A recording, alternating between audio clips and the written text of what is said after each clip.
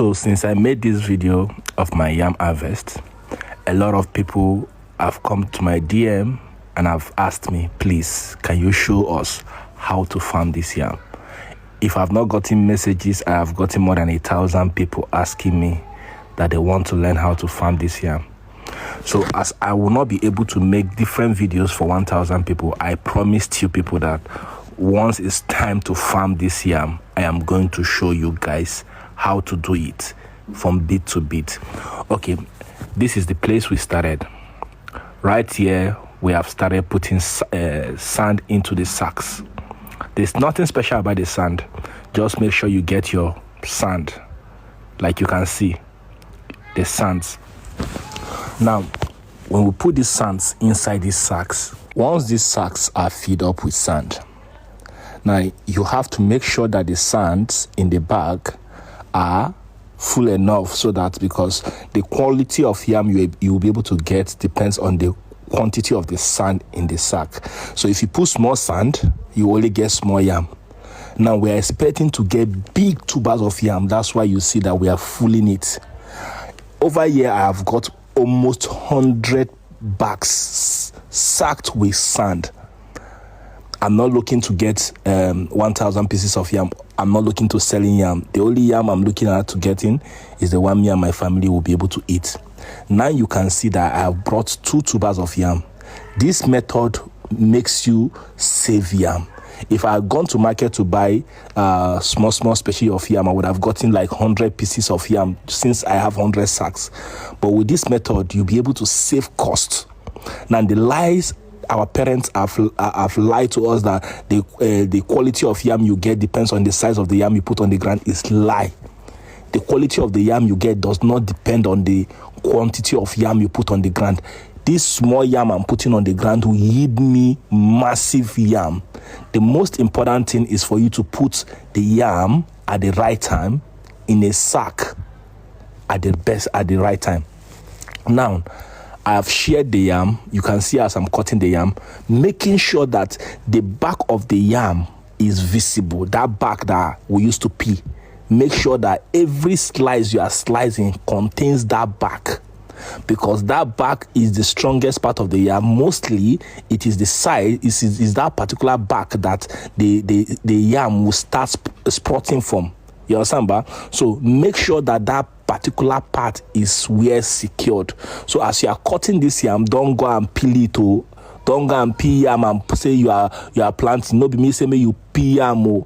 Tomorrow night you say, Daddy Oji, the yam I planted did not come out. It's because you went and peel yam as if you want to cook tuwo shinkafa.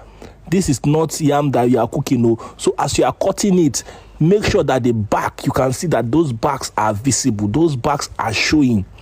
Anyone that does not have that back, throw it away. So as you are cutting it, make sure that those backs are showing. Now, when that backs are showing, it means that you are doing the right thing. Cut as plenty as you have sacked already. If you have 100 sacks of yam, cut 100 pieces of yam. Don't go and cut like chinchino, because you hear say, I talk say the quality of yam does not depend on the size of the yam you put on the ground.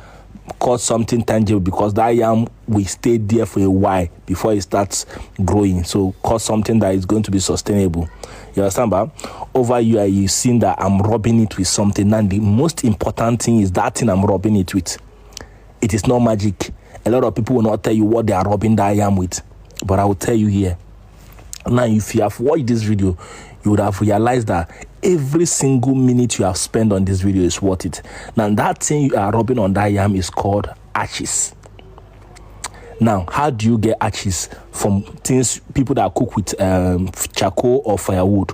But in a case that you are Jebota, is because of Tinubu that you want to go back to farm, you don't have ashes, look for cement.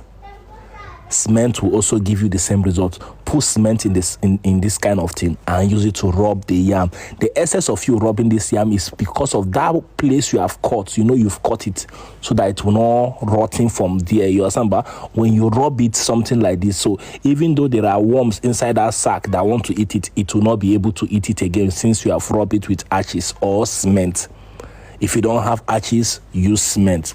Now, after applying ashes all around this particular yam, you have applied ashes. Make sure the ashes gets where, you understand, ba? It does not really need to soak all the yam. Just put it so that it will touch it, you understand, ba? After that is achieved, now one of the other method again, one of the other important part is how you put this yam to ground. Don't just carry yam and go and drop it in the sack and say, yes, you have planted it. No, that's why you have to watch this video to the end. After watching this video to the end, you will be able to produce yam in your house. Now, put your hand and open the ground inside the sack. Open it. Don't open too deep, because if you open too deep and you put yam, the yam will give you short yam, because you have already shared the yam into two. You have already shared the ground into two before putting in the yam. So just open the ground, not too deep, not too small. So now when you are putting the yam, you make sure that that place that has the cover, the head, the back, that place is showing up, because the sun that will hit that back, everything will rest on that particular place. So make sure that that place is showing up, so that, because once that place is showing up, that back will be able to hold the sun and everything that is going to hit in that sack. So therefore the yam will be safe. You understand, ba? So after this is done, you will be expecting to get good tubers of yam next year. That is assured. If you can get 50 bags and do this, you'll be able to get 50 bags of yam. Sometimes this yam can even produce up to 2 in a bag. So I think I have been able to do my part. It is now left for you to do your part. But remember, this method is not easy. If you be ajebota, total ajebota, you know go fit carry that sack. The sack is heavy. On side, did not tell you.